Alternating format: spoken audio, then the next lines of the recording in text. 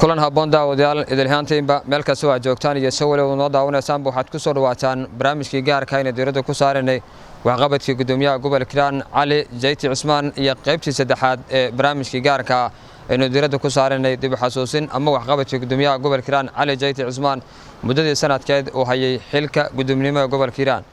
qaybtii saddexaad ee barnaamijkan gaarka ah ee diiradda ku saarayno waxqabadkii gudoomiyaha gobolka Hiiraan Cali Jayti Cismaan muddada sanadka oo xilka hayo waxayna ku eegi doonaa doorkii gudoomiyaha gobolka Hiiraan Cali Jayti Cismaan iyo maamulkiisa ay ka qaateen dhanka dib u heshiisiinta bulshada ku nool gobolka Hiiraan deegaanada iyo degmooyinka uu ka kooban yahay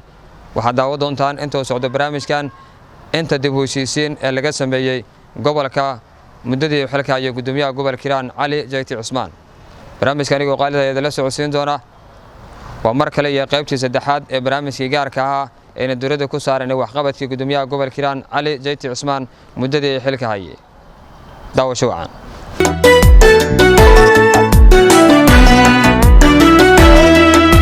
ogo wada wanabati dibu dalab heshiisyada dadweynaha isugu yeedh khudbadaha deeqsi dhammaan ogo wada wanabati dibu dalab heshiisyada dadweynaha isugu yeedh khudbadaha deeqsi dhammaan oday wadaada shacabku oday daynka hambaryayna oday ku dabagalayna oday ducan kula duljoogna oday shimbirkii la soo diray nawada daaweeya noonoqo oday shimbirkii la soo diray nawada daaweeya noonoqo gudoomiyaha gobolka Hiiraan ee Hirshabelle Cali Jayti Cismaan muddada sanadka ah oo hayay xilka gudoominimo ee gobolka Hiiraan waxa uu kaalin mug leh oo ka qaatay ka shaqeynta arrimaha dib u heshiisiinta bulshada gobolka Hiiraan in ka badan 5 ilaa 6 dib u heshiisiin oo la kala dhex dhigay beelo xurgufo colaadeed ay ku dhex mareen deegaano ka tirsan gobolka isla markaana sababay qaarkood dhimasho iyo dhaawac ayuu ku guuleystay gudoomiyaha gobolka Hiiraan Cali Jayti Cismaan inuu heshiis nabadeed oo kala dhex dhigo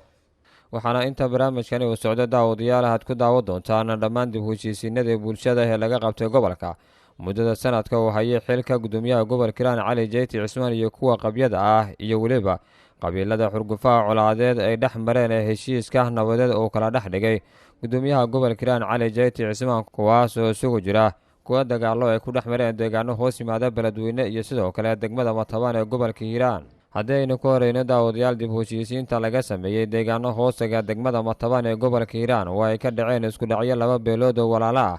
ee wadadaga deegaano hoosaga degmada Matabaan ee gobolka Hiiraan 17 November sanadkii dhammaadee 2020 ayaa sababay khasaare isugu jira dhimasho iyo dhaawac waxaana gudoomiyaha gobolka Hiiraan Cali Jayti Cismaan uu ka duulaya fulinta ballanqaadkiisa ahaa inka maamulahaan uu xoogga saari doono inta uu xilka hayo dib u heshiisiinta bulshada gobolka ayaa heshiis horudhaca kala dhex dhigay labada beelood oo dirartu ay ku dhex martay deegaanada hoosaga degmada Matabaan ee gobolka Hiiraan asigoona u diray saraakiil ciidan iyo mas'uuliyiin ka tirsan maamulka degmada Matabaan iyo waliba odayaasha dhaqanka labada dhinac isla markaana lagu guuleystay xalinta colaadaasi waa kuwan qaar ka mid ah waxgaradka iyo odayada dhaqanka labada beel ee dirartu colaadada ay ku dhex martay deegaanada hoosaga degmada Matabaan ee gobolka Hiiraan iyo saraakiisha ciidamada oo ka waramaya heshiiska la kala dhex dhigay labada beelood iyo gudoomiyaha gobolka Hiiraan Cali Jayti Cismaan oo waxgaradka labada dhinac ugu baaqay inay ka shaqeeyaan nabadda wax walba oo dhacayna lagu dhameeyo wada hadal walaaltinimo iyo gogol nabadeed igu waa nabadoon Cali Salaad Faarax meesha aan joognaana waa xajiin farayar meeshii khalalaasihii dhibkii ayaandood ay ka dhaceen oo ugu aadan Matamaan koonfur qoraxsimaad 20 kilomitir dhibkii meeshan ka dhacay oo ka dhacay labada bahood oo agoon iyo habaraji haddaan nahay odayaashii hawiye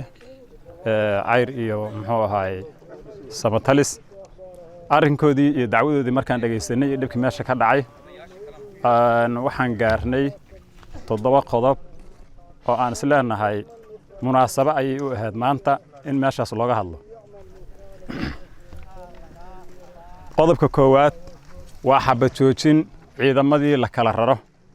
oo runtii lagu kontaroolo barihii ay awal ka soo baxeen iyo xaafadahoodii qodobka labaadna xabajoojintaas waa 7 maalmood oo la dhigayo gogol matamaan dhici doonto labada bahood aan ku geli doono xaajadooda sidoo kale meeshii la isku qabtay gacan ku haynteeda waxaan ku wareejinay dawladda federaalka iyo labada state in aan waxba laga qaban lana imaan sidoo kale waxaan ka qabanay guddi 6 oo labada dhinac ah oo la shaqeynaya amniga si ay ugu fududeeyaan dhaqdhaqaaqa khaladaadka dadka wada ay u fududeeyaan muxuu ahaay ayaga on la socoto qoladii khalad ka dhaco ganaax shakhsiyaadka shufteeya ama dhibaatada beeraha ee dhaqaaqa cala shakhsi $500 inay ganaaxan yihiin kadib markii lagu hubiyo inay kiiskaas galeen sidoo kale dadkii dhintay Allah u naxariisto waxaan leenahay bahdii khaasatan iyo gurihii ay ka baxeen samari iman Allah ka siiyo ahlu jannana Allah ka dhigo masaalix nabadeedna aasaartooda dambe Ilaahay ka dhigo ayagana waxaan qaadanay inaan ugu hadalno gogasha dhiigaas kadib waxa la isku hayaan ka hadalno qodobadaas aan soo qaadanay runtii labada beelood ay aqbaleen haddana garab taagayno hadli doonaan maamulkii dawliga ahay iyo dadkii sida fiican ugu soo shaqeeyeen ay joogaan waxaan shacabka u jeedinaynaa labada dhinac in ay xarimaan dadka islaamka dhiigiisa ma banaana dhibaatada ay joojiyaan deegaanka ay dhulka ugu deeqaa muxuu ahay wixii khalad oo dhacana waa la saxayaa waxaan leenahay ha lagu fara adeega nabadda ayaa naas la nuuga leh naanaysiduna reydin waa magacayga xawayaan layla baxayna maxamuud indhayno waay naanaysiduna reydin dhayno waay meesha tan dhibaa ka dhacay dadaa lagu dilay dhiig ummadeed oo islaam wax ka qaalisan ma jiraan ayadaan u soo gurmansaan dawladdu ama shacab leenna labadii beelood dhiigu kala gaaray aan u soo gurmanay ka waxba joojinaan soo qaadanay ciidamada inaan kala rabnaa rugay ka yimid aan ku kala celino ilaahayna waa la garab geli doonaa intaas kadib ciidankaas iyo xabba joojintaas iyo kala ridaas kadibna muddo 7 maalmood aan qaadanay inaan dhiigay isku sheegteen inaan dhiigaas xal ka gaarno 7 maalmood muddo maalinka siyaadana gogolaa ka taala xaq la isugu sheegana wixii ka dambeeyay dhaqan la isugu sheegana intaas kadib haddana wixii intaas kadib falsuubiye ka hor wixii falsuubiye ku tallaabsada ganaaxa shiiqi iga horeeya uu sheegay oo shakhsiga kaligiisu hadday 20 yihiin shakhsigiiba $500 oo dollar waaye hadday 2 yihiin $1,000 waaye intaasaa ugu yar hadduu niyaa $500 waaye intaasuna waa ganaax meesha marka duuduubo si nabadgelyo anigu ku soo dabaalnay haddaan dad muslima u soo gurmada aan nahay waaye 7 maalmood waxaan rabnaa dhiiggii isku sheegteen galabta iyo waxay isku sheegi doonaan dhiiga inaan u kala qaadno intaasna anaga ballan qaadno labadii beelood u kala ballan qaadno gogolna beelaan ku xawilno dhiganiri oo sanka ka gelino si qasaba ayuu cid ila kaashan ayaga yaqaana anaga warkaaynu intaas oo hay galabta wixii ka dambeeyana ma ka daali doono ma ka caajisi doono inta ama media laga fiirsanaysa ama hadda lama qado muslima intaasaan u sheegaynaa anagu salaamu calaykum magacaygu Axmed Faarac Alasow nabadoon Axmed Faarac Alasow guddiga samafalka islaamka dhex jooga warkiisa xabad joojinta ama ciidanka in la kala qaado ama 7 maalmood waa aqbalnay ninkii oo ganaaxa mutaystana waa lagu qaaday hadii Ilaahay yiraahdo dhinacaygu waa ka aqbalay meeshana waa nagaartii magaceedu la isku haya Axmed Faarac Alasow nabadoonka ku hadla beesha agoon Cabdalle waa aqbalay nagaarta inta aan ka ballan qaaday guddiga oo nabadoon maxamuud Cabdulla Warsame nabadoon Rogomey loo yaqaan wax koona hadlaya beesha Habaraji afkoodii wakiilna uga waxaan aqbalay go'aanka ay soo qaadeen guddiga hawiye oo dhexdhexaadka ahna 7 qodob ay akhriyeen wabillahi tawfiiq toonbari ku dhawaad waxaan joognay deegaankan oo lagu magacaabo xatiin farayar saraakiisha ciidamada dawladda qaybahooda kala duwan iyo odayaasha dhaqanka deegaanka waxaan ku howlanayn asbuucyadii la soo dhaafay daminta colaad saameyn leh oo inta ka dhacday hadda oo ay taariikhdu tahay 30 November waxaan ku guuleysanay inaan keeno dhaqanka Hiiraan intiisa badan iyo dhaqanka Galgaduud intiisa badan qaybo kamid ah waliba yaana dhihin intiisa badan labadaas qaybood qaybo kamid ah waxaan xal ka gaarnay hordhac dagaalkii meesha ka socday qodobo badan ayaa la isla qoray oo la isla ogaaday oo la isla fahmay oo labada qabiil oo dagaashana ay ku qanceen waxaana kamid ah in xabad joojin la sameeyo in ciidamada la kala diro wixii la isku hayay waxa ka weyn oo ah dhiigga meesha ku daatay in laga xaaltamo lagana heshiiyo sidoo kale dhibaatadii meesha wixii saameynta dhibaatada keenay oo dhulku in la qodo ahayd oo dadku qayb kamid ay istirsanayeen in iyagana maxay ahayd ciidanka dawladda lagu wareejiyo ilaa inta laga wada hadlaayo lagana wada hadla marka ugu dambaysa 7 beri oo hadda ka bacdiya na la sameeyo in gogol la dhigo laguna wada hadlo gogoshaasna la dhigo magaalada Matabaan bismillaah anoo ku hadlayo afka ciidanka qalabka sida waxaan muddo isbuuc ah joognay nawaaxiga degmada Matabaan dhulka miyiga ah oo dagaal uu ka dhacay dagaalkaas oo u dhaxeeyay laba jifo oo walaalo wada degan saraakiisha qaybaheeda kala duwan haday ay tahay nabad sugid haday tahay buluus haday tahay military intaba waxaan ka qayb qaadanay in dagaal xabad joojintaas iyo macnaha in dagaalkaas la kala joojiyo dadka ehelka oo ku dagaalama meeshaas ayada arintaas ayaan maalmahan u joognay maantana alxamdulillah waxay noo taagan tahay meeshii ugu wanaagsaneed waxaa jira guddi ka koreeyo oo dhaqan ah labada jufo oo ku dagaalantay nawaaxiga Matabaan guddigaas qodobbaa la gaaray laguna heshiiyey qodobadaas waxaan diyaar u nahay anoo ku hadlay afka ciidanka qalabka sida ciddii jibisaa in tilaabo laga qaadi doono sharciga waafaqsan waxa aan rabno waa in dhiigga meeshan ku daadanayo uu istaago waxa aan rabno waa dadka inay walaalo ahaadaan wada degaan wada noolaadaan waxa aan diidanahay waa in wiil Soomaaliyeed dhinto waxaan diyaar u nahay anoo ku hadlay afka ciidanka qalabka sida cid kasta oo qodobadii lagu heshiiyey oo uu guddiga soo saaray inta looga gudbahayo heshiis weynaha ka dambeeya qodobadaas ciddii tilaabo qaada inay laga qaadi doono tilaabo sharciga waafaqsan oo si nidaam ah dawli ah hadii la ku rooyo ay u dhici doonto arintaas ayada waana mahadsantiin waxaan rabaa inaan maanta ka hadlo ama aan baaq u diro dadka walaalaha ah ee maalin walba colaadoodu soo laalaabatay haddii hadda wax kasta ay markay dhacaan waxaa la yidhaahdaa maxaa sababi kara in burbalankaasi dhaco fasiraad badan haddii laga bixiyana aad is leedahay macno kuma fadhiyo ilaa hadda aan garan lahay sababta dagaalkaas soo celcelinaysa waxaan leeyahay oo aan baaq nabadeed u dirayaa dadka walaalaha ah oo meesha ku diriraya colaadaas maalin walbana soo laalaabatay in laga gaaro xal waara ayaa baaqigu ku salaysan yahay arrinta colaadda meesha ka soo laabatay oo aan mar ahayn oo laba ahayn oo saddex ahayn oo in wiil ku dhinto maahay wax faa'iidaah laga gurayaana aysan jirin ayaa waxaan leeyahay aan rabaa inaan iraahdo waa in la joojiyo colaadaas waa in la joojiyo dhinac kasta marka laga istaago wax faa'iido oo ka soo baxaya ma jiraan bini aadamku waa isdilaa adduunyada dagaal waa ka dhacaa laakiin waa inay jirto wax macno leh oo lagu diraahay waa inay jiraan oo kalifi kara in dhiig bini aadan daato ma garan karo meeshaas baadiyaha oo duurka oo wax ku yaalla la arag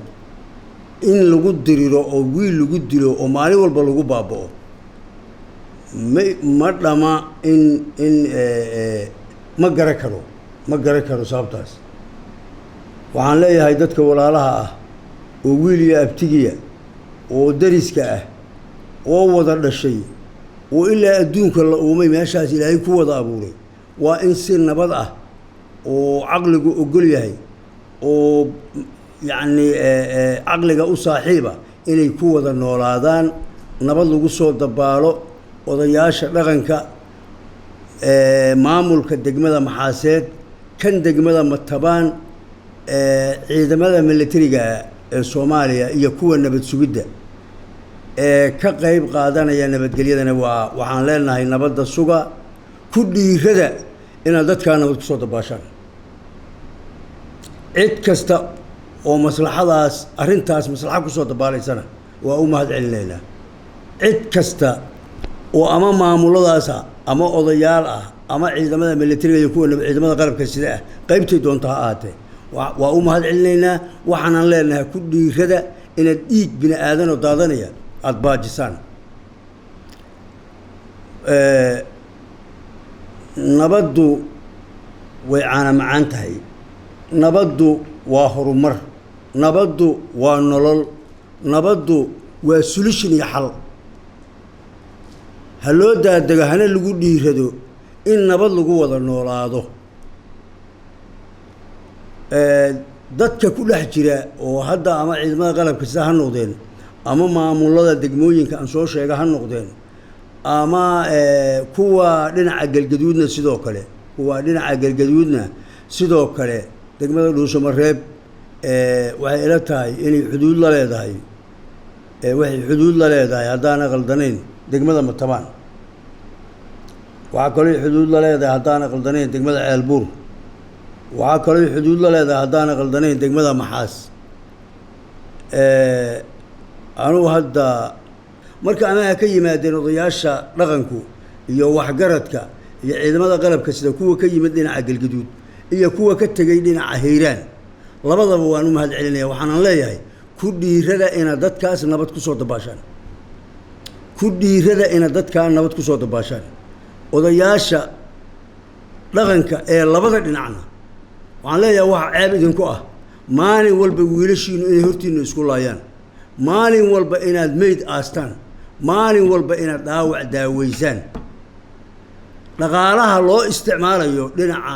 horumar la'aanta dhinaca dhibaatada dhinaca dilka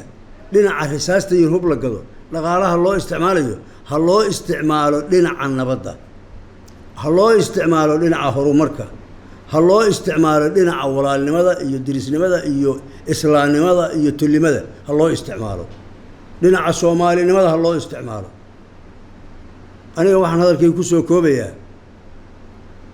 meeshaas colaadda ka jirta in si degdega loo damiyo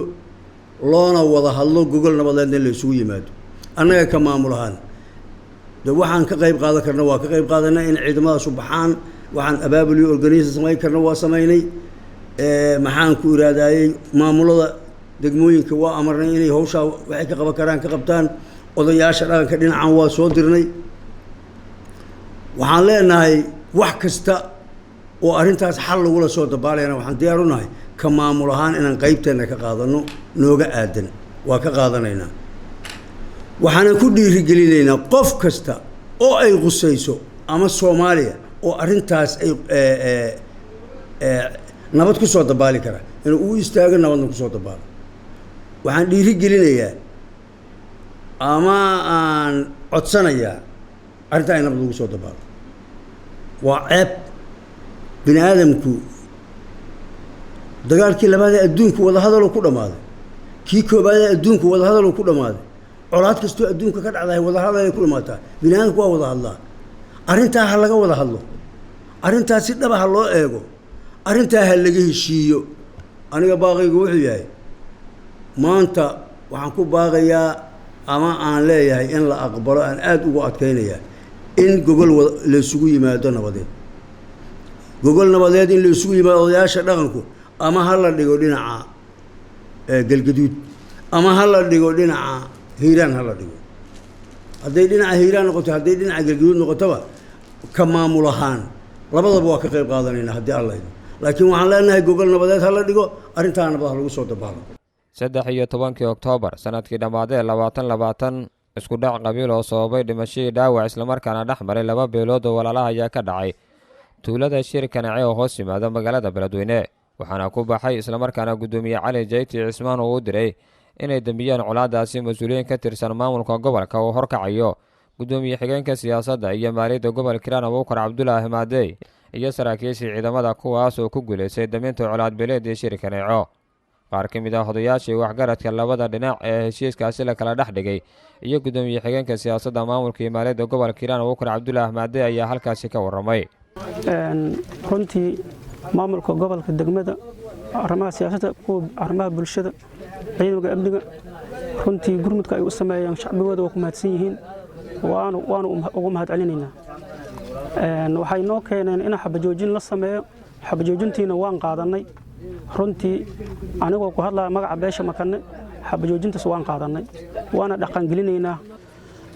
madaxda sharafta leh meeshaan halkan imaatay waa mahadsan yihiin maanta 100% ma aanu u malaynayna maanta intaanu madax inay imaanaysan ma aanu u malaynaynin. waxaana raalli ka nahay xabad joojintii ay ku dhawaaqeen madaxdayna sharafta leh waan qaadanay dhinacayna raalli baan ka nahay wabillahi tawfiiq. maamulka noo yimid oo gobolka nooga yimid wuu mahadsan yahay meeshaan dhacdo foolxun oo dad dirisa dad ahala dad walaala aan ku raynaa ka dhacday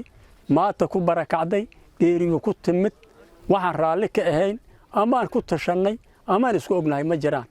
waxa dhacday wixii dhacay meel Allah ku dhaceen dadka wali walaalana haddii nabadaas la waasiciyo ee walaalahayna qaataan anugu awalba kama raadinay colaad kama raadinay kamana doonayno nabadii noloo keen waa qaadan. magacayga waxa la yiraahdaa Cabdi Cabdow gudoomiyaha tuulada Xaydaan waxa waayeen meeshaan shalay waqti leera casrkii dhacday yar oo si fudud u dhacday ka dhacday meeshaas waxa ka dhacay dhimasho dhaawac ka dhacay waxaan maleynaynay aan ma maaragtay aan filanaynayna ma aha walahan raalli ka hayna ma ahayn hayeeshe maanta waxa noo yimid maamulkii nin kastaba ha ahaado gobolka yaa noo yimid nabadgelyo ay ku yimideen annagu waan ka qaadanay annagoo ah tuulada Xaydaan dhacdo oo xaggayna ka timaado oo ragga walaalahayna aan u xadgudubno inanay dhacayn. أول محمد حسن الله سبحانه وتعالى ساك أرورت وحنا كسب إحنا مجال البلد وين حنسوق قارن ديان كان ومع عوشير كنا وإلى 20 كيلومتر وجر مجال البلد وين وحكنا على الشقاقين وضاوع يدي مشوه كاني هذنا الحمد لله بيله ماشان خدك على ملابد نعم مركان الله كلني وأقول لي أنا نحب الجوجن أنا كل لحد جنو ciidamada amniga booliiska militariga maamulka gobolka heergowle heer degmaba dhammaan waa isla wada joognaa waana balqaaday odayaasha labada dhinac in nabadda aan ugu baaqnay xabad joojinta ay naga qaataan gobol nabadeedna waa fidin doonaa oo maaragtay wixii keenay shaqooyinkaas waxa odayaasha noo sheegeen inay dhowr mar ay soo noqdeen oo maaragtay shaqooyinka dhowr mar meeshan ay ka dhaceen si xal looga gaaro gobol aan dhigi doonaa xalna waa laga gaari doonaa hadduu ilaahay yiraaha nabadaana ma aragtay aan wanaagsanay dadku waxaan leenahay nabada aan qaataan. Wassalaamu alaykum warahmatullaahi wabarakaatuh.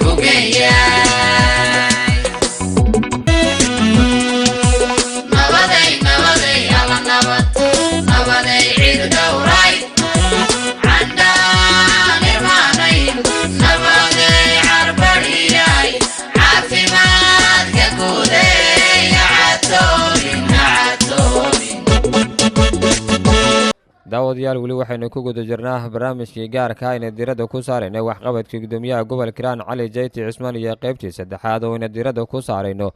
doorkii gudoomiye Cali Jeyti Cismaan oo ka qaatay arrimaha dib u heshiisiinta bulshada gobolka.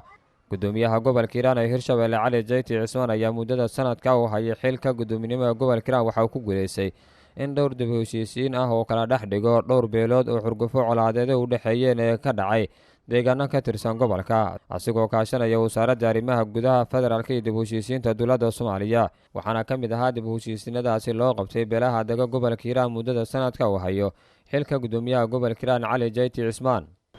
qorigaas waa qorigii Ibraahim Cabdullaahi Cabdi marxuumkii dhintay. ilaahay subxaanahu wa tacaala eheladu ka dhintayna sabr iyo iimaan ha ka siiyo, asigana ilaahay qabrigiisa u waasiciyo, jannadul firdaws ilaahay ka waraabiyo, kuwa kitaabkiisa midigta laga siiyana ilaahay ku daro, ilaahay kuwa ka raali ka noqdo ilaahay ku daro, kuwa xoodka nebiga kacab ilaahay ku daro, kuwa siraadka bariiqda ku mara ilaahay ku daro. awalan ducadaas aan marxuumka dhintay marka koowaad aan u sheegaynaa.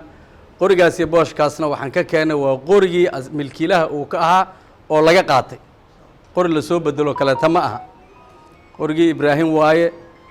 ducadaas iyo tacsidaasna waa soo raacinay. mideeda kale maalmaha ka mid ahaa waxa dhacday adduunyadu kulli yoom huwa fii sha'ni, ilaahay subxaanahu wa tacaala yidhi. maalmaha ka mid ahaa waxa dhacday aafo.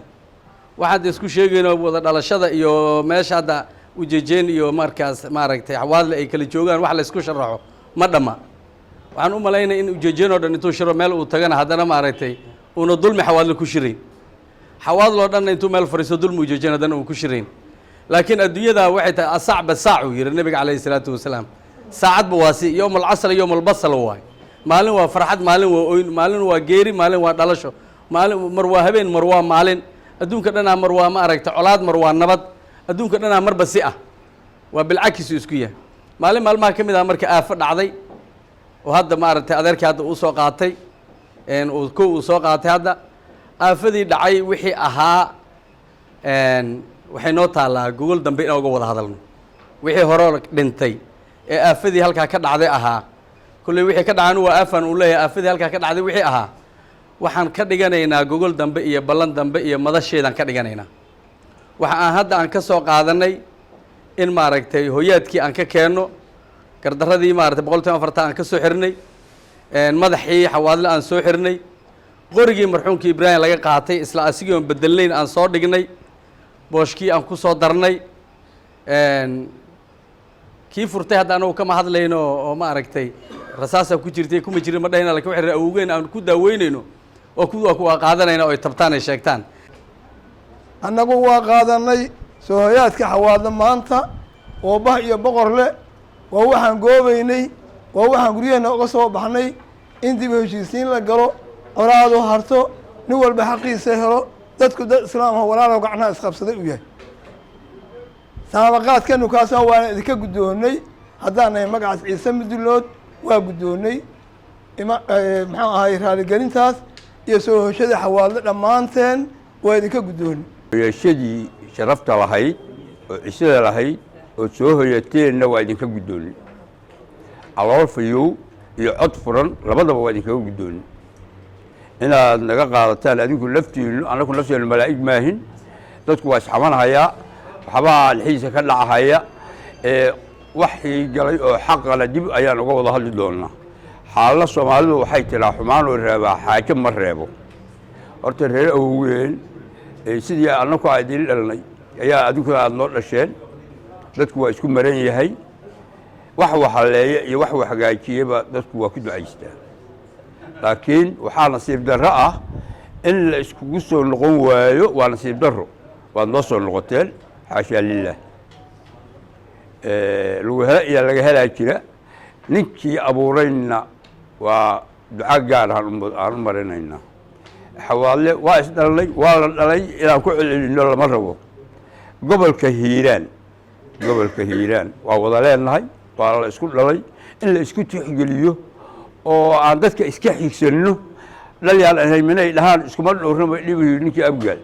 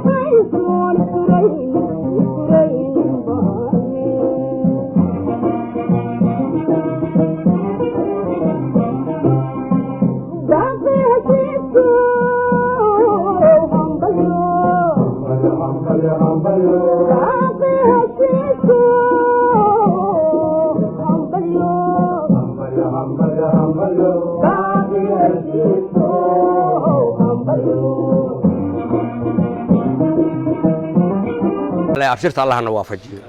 begaynana burcad allah isku mariyo intii soo qalqaaliday dib u heshiisiintaana ijir iyo xasanaad allah ka siiyo annaga xawaadlaana la yidhaahaa aniga hadda gaar ahaan shooriyo xuseen xayaabaa la yidhaahaa inta aan jiro makani aniga waa isla joognay beertayna isku soo himan makana laftiisu xoogaa meesha hore waa ka tegay laftiisu annagana awalaa xoogaa iska fara fududayn marka raaligelina ka wada bixinay furkii la furtay oo labadii qori iyo booshka ahaay waa kuwa halkaan saaran waa furkii wixii macnaha dhiig ah oo ama dhaawac ah ama dhimashaa dibaan uga wada labada dhinaca dibaan uga wada hadlayna hadii ilaahay yidhaaho waa xisaabtamaynaa makanow raalli ahaaw 114 lagugu xilxiray madaxa xawaadlaa lagugu xilxiray maal mara ku jira lagugu xilxiray raalli ku ahaaw soo dhowaada assalaamu calaykum kutub jaamaca assalaamu calaykum waraxmatullaahi wabarakaatu xawaadle iyo makana waa mudliyo daashkiisna kalama maarmaan makanow maanta xawaadle wuxuu idiiga soo hoyday maalintii aad dhalateen oo ilaahay nala kiin dhaliyey oo ifka alla isagu keenay laga bilaabo ilaa maanta yoomul haada wixii xumaan ida galo xawaadle ka soo hoyday kutaab jaamaca cimaamad ugaas qaadis ilaahay dartii maal mara ku jiro madax xawaadle intaasaan idigu soo hoyana naga qaata maanta waa maalin arbacaa bisha Decemberna ay tahay 16 beesha xawaadle waxay wareejiyeen oo ku wareejiyeen walaalahood makane dhibaatadii ka dhacday shiir kaneeco raggii ku dhintay labadii qori oo laga qaaday labadii qori ayaan wareejinay xil iyo maaragtay 114 iyo labadii qori boosh hal boosh la socda waa wareejinay walaalaheen makanana waa naga gudoomeen war ma naga gudoonteen walaalaheen makanana waa naga gudoomeen gogoshaan ballaaran oo macaanta badan leh oo aan ku fiyoobaanay annaga haddaan makane waxaan kula wareegnay qoryihii nalaga furtay labadii qori iyo hal boosh wixii naga maqanne walaalahayna waa kula xisaabtami doonaa wixii gogol ahoo dambe oo isugu imaanane waxaan kula xisaabtami doonaa muddadeedana waa qabsanayna waxaan kula xisaabtami doonaa wixii xaggayna jira iyo wixii xaggooda jiro insha allah aniga makan iyo xawaad labada ma ihi waxaan in yani duubkan kamid aniga duubkeen nahay waa u dhaxaya labada beel u dhaxaya ani makanana kama socdo xawaadana kama socdo labada duubaan waay wax alla waxaad keentayna waa qaadanay waa la qaatay labada dhinac baan ashur gudoon weey soo dhawaada daawadayaal weli waxaynu ku guda jirnaa barnaamijkii gaarka ah ee waxqabadkii gudoomiyaha gobolka Hiiraan Cali Jayti Cismaan muddada sanadka uu hayay xilka gudoominimada gobolka iyo waliba qaybtii saddexaad wayna diiradda ku saarayna waxqabadkii gudoomiyaha gobolka Hiiraan iyo kaalinta uu ka qaatay arrimaha dib u heshiisiinta bulshada oo ka mid ahayd qodobadii uu ballan qaaday markii uu la wareegay xilka gudoominimada gobolka bishii Juun 23 sanadkii dhamaaday 2020 gudoomiyaha gobolka Hiiraan Cali Jayti Cismaan oo ka duulaya ka shaqeynta nabadda bulshada Soomaaliyeed ee ku dhaqan gobolka Hiiraan ayaa si xal waara oo nabadeed looga gaaro colaad beeleedyada dib u dhigay bulshada Soomaaliyeed ee ku nool gobolka Hiiraan iyo gobolada deriska la gaar ahaan colaad beeleedyada ka aloorsan deegaanada ku dhow xuduud beenaadka wadaagaan wadamada Soomaaliya iyo Itoobiya gaar ahaan ismaamulka dowladda deegaanka Soomaalida waxaana gudoomiye Cali Jayti Cismaan uu furay bog cusub oo nabadeed oo taariikhi ah 30 sano kadib in madaxda ismaamulka dowladda deegaanka Soomaalida iyo madax Soomaaliyeed ay ka wada hadlaan iskaashi nabadeed sidii xal waara looga gaari lahaa colaad beeleedyada ka aloorsan deegaanada xuduudka ayaa gaaray magaalada xuduudeeda Feerfeer oo ah magaalo kala qaybisa xuduud beenaadka ay wadaagaan labada dal halkaas ay shirkii ugu horeeyay ku yeesheen madax ka socotay ismaamulka dowladda deegaanka Soomaalida iyo Itoobiya oo hogaaminayay la taliyaha madaxweynaha dowladda deegaanka Soomaalida Badal Xiis iyo gudoomiyaha gobolka Shabeelle Aadan Axmed Sooyaan iyo wafdiga hogaaminaya gudoomiyaha gobolka Hiiraan waxaana madaxda labada dhinac ay ka wada hadleen nabadeynta beelaha deegaanada xuduudka ay dhowr jeer ay ka dhaceen dagaal beeleedyo sidii xal waara looga gaari lahaa iyo waliba sidii madaxda labada dhinac ay isaga kaashan lahaayeen horumarka iyo waliba dhanka nabadda shirka oo socday muddo saacado ah ayaa markii uu soo gabagaboobay kadib waxaa warbaahinta si wada jira ula hadlay gudoomiyaha gobolka Hiiraan Cali Jayti Cismaan iyo waliba gudoomiyaha gobolka Shabeelle Aadan Axmed Sooyaan waxaan isugu nimidna muhiimadoodu waxay ahayd colaado dad walaal ah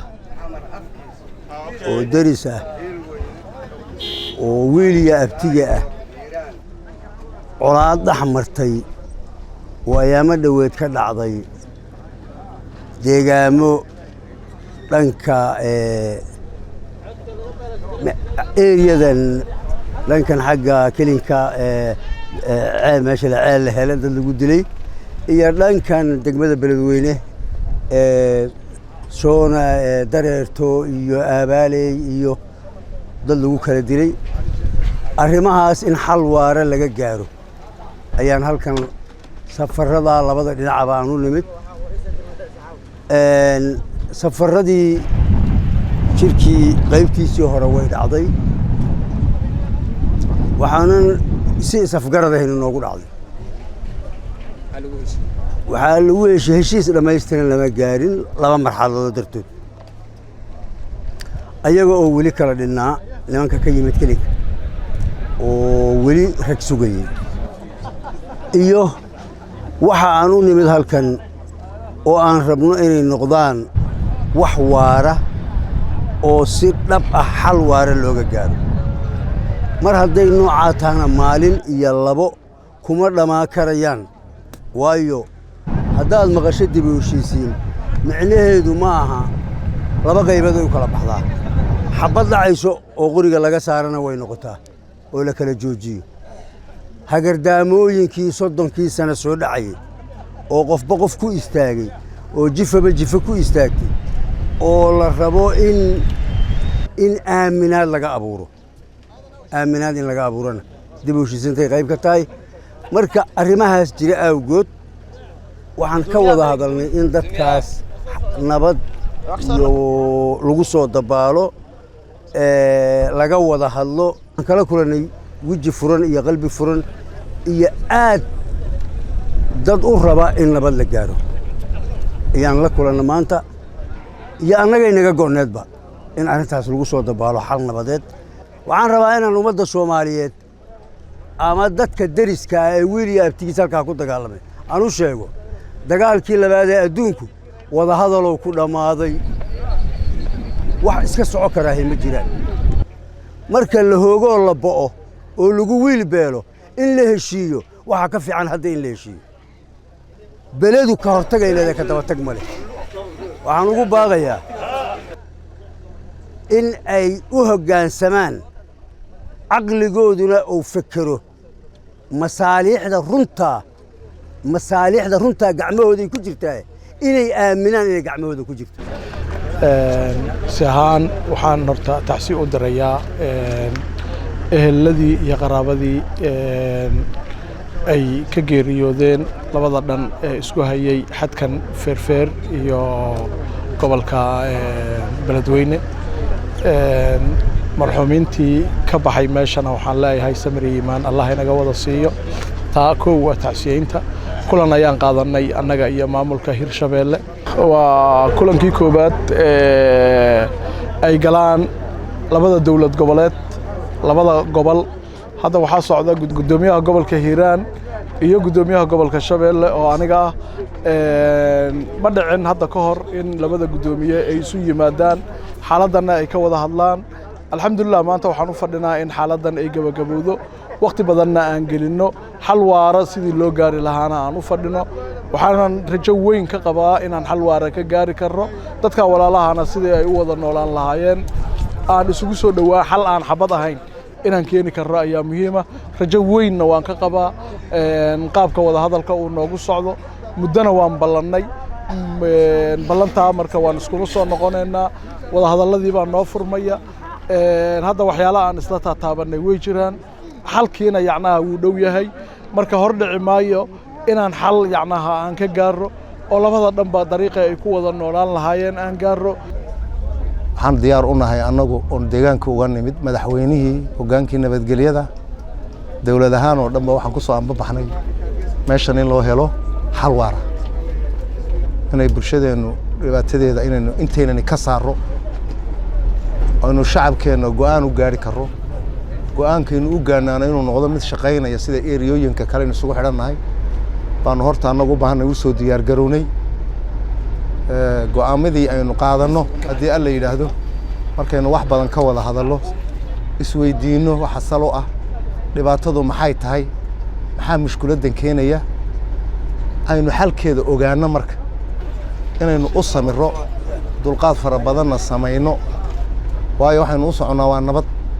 nabaddana maalinna kuma gaari karno labana kuma gaari karayno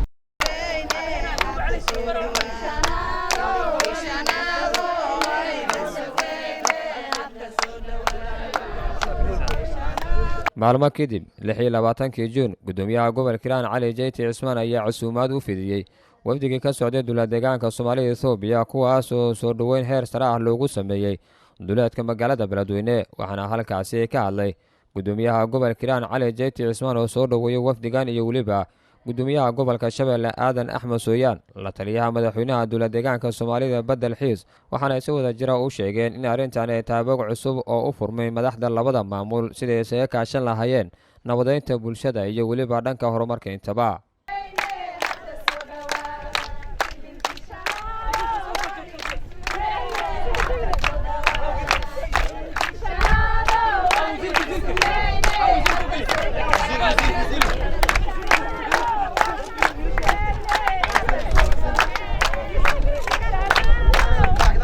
maanta waftiga inoo yimid wuxuu noo leeyahay ahmiyad weyn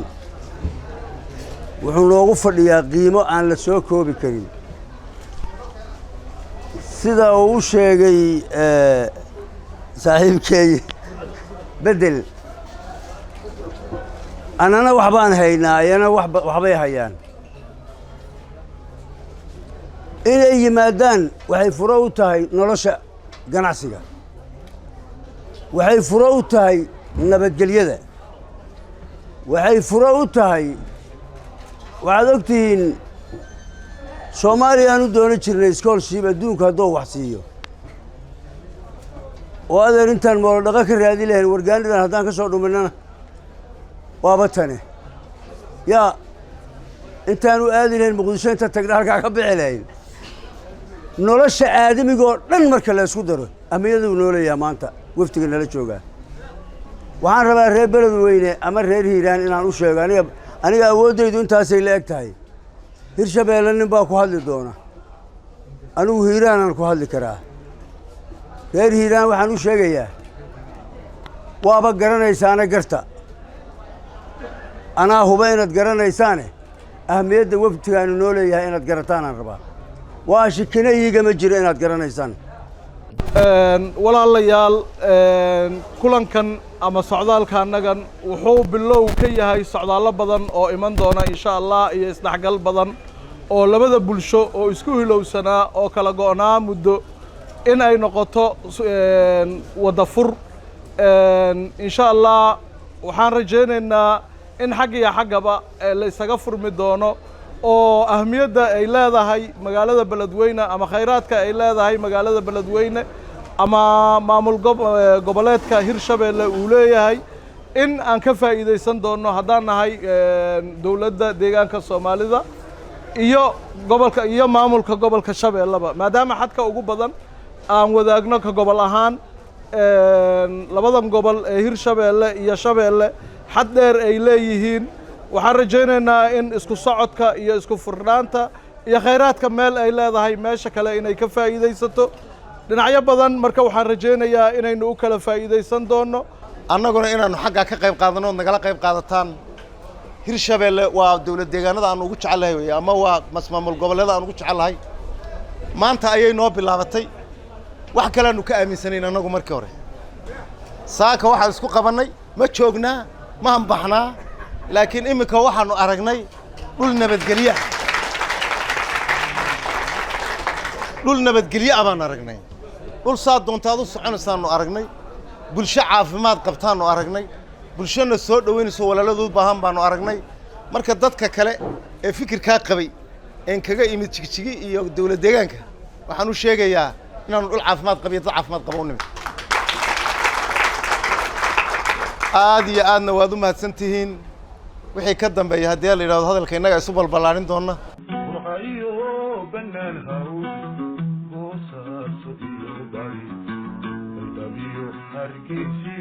Hargeysa wajahayo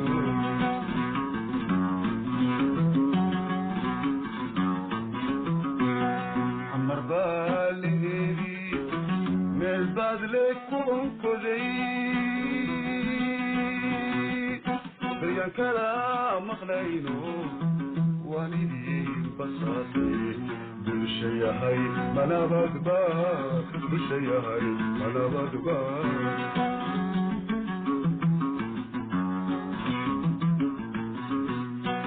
baryaan kala